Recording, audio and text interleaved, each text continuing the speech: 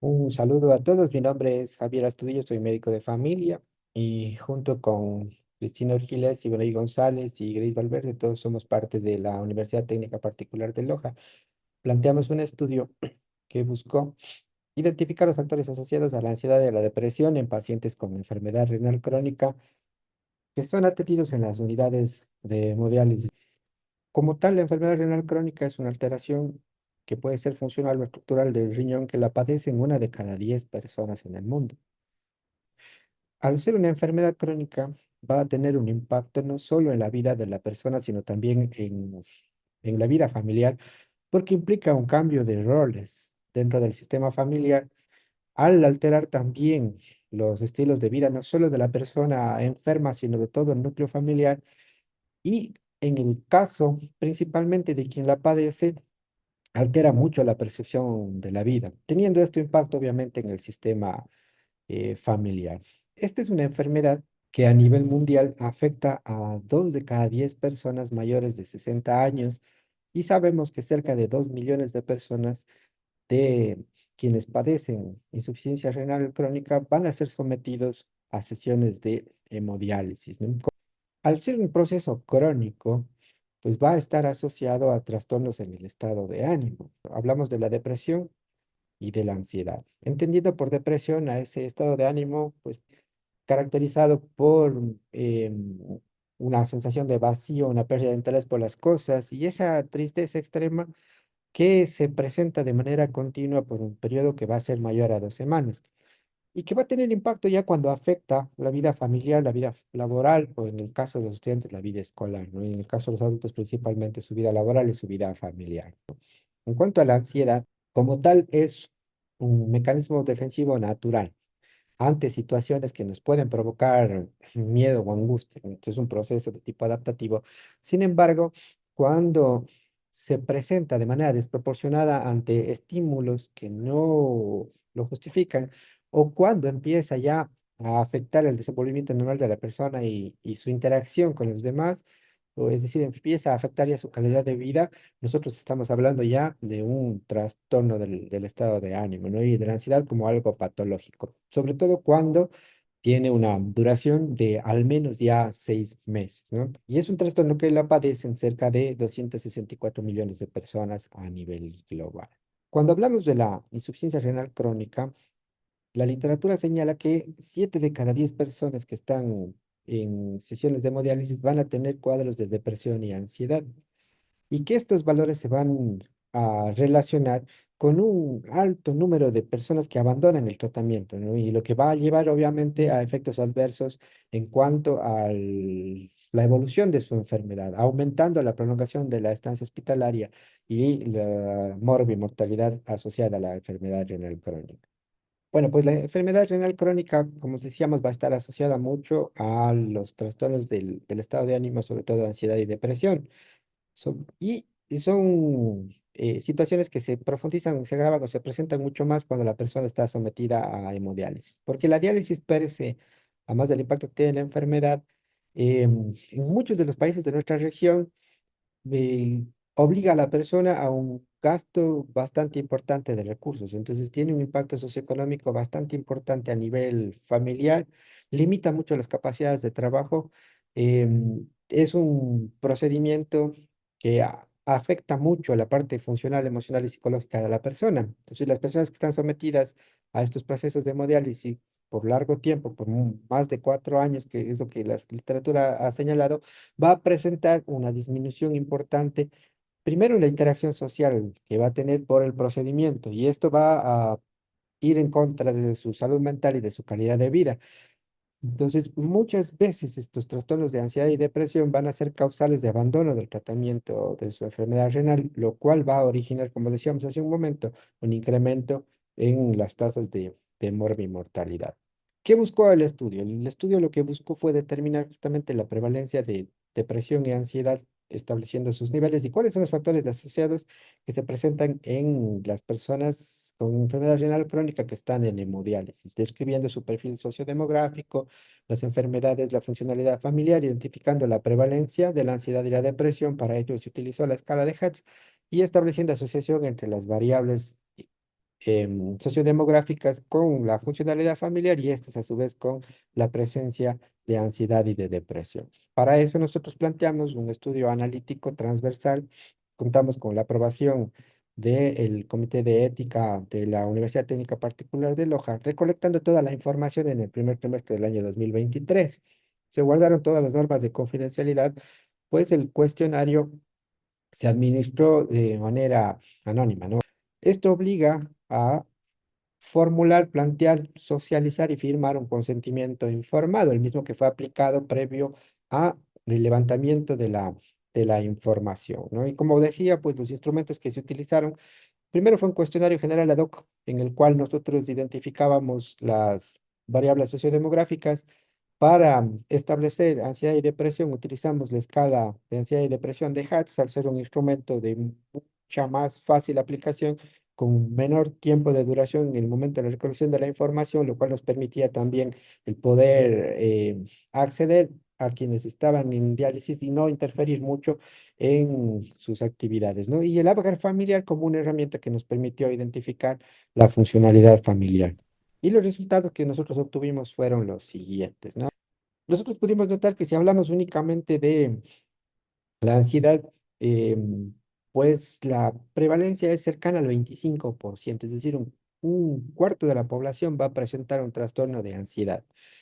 El 19,48, que vendrían a ser más o menos 2 de cada 10 personas, van a tener un trastorno de depresión y el 13,85% van a tener una combinación de ansiedad y depresión.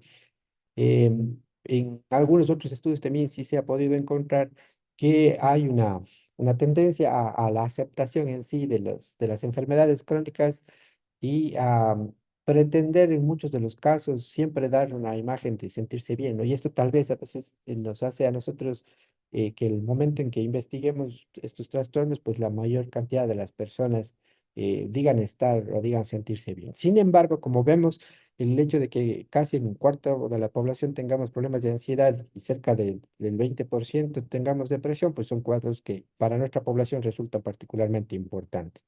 Hicimos luego una correlación entre los puntajes que obtuvimos con el test de HATS y con los factores y las otras variables de estudio, ¿no? ¿Qué fue lo que nosotros encontramos? Que vamos a tener una correlación, y eso era esperado, una correlación positiva bastante importante entre el cuestionario en la parte de la ansiedad y depresión. Es decir, ¿no? Si es que teníamos mayor probabilidad de ansiedad, mayor probabilidad de que las preguntas asociadas con la depresión también nos presenten un puntaje alto. Pero también encontramos algo que nos pareció bastante interesante, que sí se asocia con lo que podemos encontrar en la literatura, que tanto el cuestionario de HATS y los valores obtenidos en el cuestionario de HATS como en ansiedad como en depresión tienen una correlación negativa con el puntaje que se obtenga en el Apgar familiar, ¿no? Entonces, lo cual nos da una esperanza, es decir, mientras mayor sea la funcionalidad familiar, vamos a tener menor probabilidad de que tengamos resultados altos en ansiedad y depresión. Tuvimos también una correlación positiva, aunque débil, con la edad en años, pero únicamente en lo que implica depresión. Y en cuanto a ansiedad, con el tiempo de traslado, que nosotros lo habíamos tomado en minutos, es decir, el tiempo que le toma a la persona desde su casa hasta el centro o el lugar en donde tiene que hacerse hemodiálisis. Considerando un dato que si bien no está presentado aquí en los resultados, la mayor parte de la población de nuestro estudio vivían en un área urbana, es decir, la movilidad que tienen que realizar para el centro no superaba las 2 horas. Sin embargo, es un factor que se asoció sobre todo a la ansiedad. Cuando hicimos el análisis por comorbilidades, si analizábamos una por una las comorbilidades, no encontrábamos una correlación de ninguna. Pero el momento en que hablamos ya de la suma de comorbilidades, sí encontramos nosotros una correlación. Es decir, mientras más comorbilidades existan dentro de la misma persona, vamos a tener mayor probabilidad de que los puntajes fueran mayores tanto la parte del HATS de ansiedad como en la parte de HATS de depresión. Y en base a esto quisimos hacer nosotros también una determinación de riesgo, ¿no? Y aquí lo que encontramos es lo que ustedes pueden observar en nuestra tabla, ¿no? La que más factores de riesgo ha presentado ha sido la ansiedad en contraste con la depresión. en donde vemos que existe una mayor probabilidad de depresión en los hombres y vemos que existe un mayor riesgo de depresión en las personas que no tienen o que no conviven con algún familiar.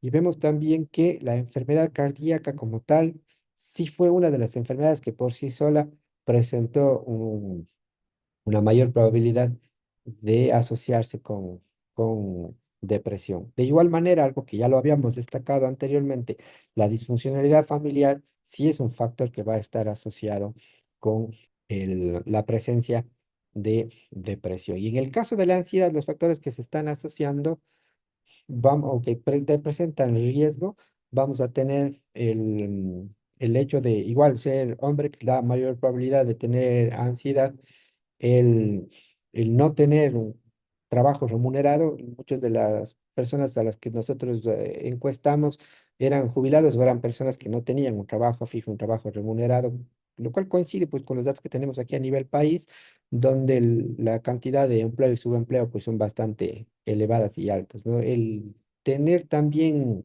la convivencia con un familiar, que fue un dato que nos resultó muy curioso, ¿no? Que en el caso de la ansiedad presentaba un factor de riesgo para presentar ansiedad. No hallamos riesgo en cuanto a los antecedentes psicológicos, ni familiares, ni personales, pero sí, nuevamente con la enfermedad cardíaca, y vemos que sí es un, un factor de riesgo importante.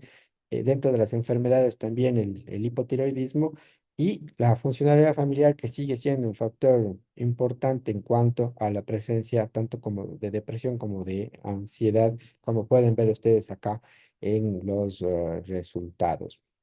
Em, Se hizo también un modelo de correlación, de regresión. Sin embargo, ese no está ahora aquí en la presentación, pero ahí sí encontramos nosotros una asociación importante con la funcionalidad familiar, especialmente, que es el factor que más llama la atención en cuanto a la probabilidad de presentar ansiedad y depresión. Ahora, en base a todo lo que nosotros habíamos explicado anteriormente, pues nosotros llegamos a algunas conclusiones o la que le hemos denominado nosotros puntos clave, ¿no?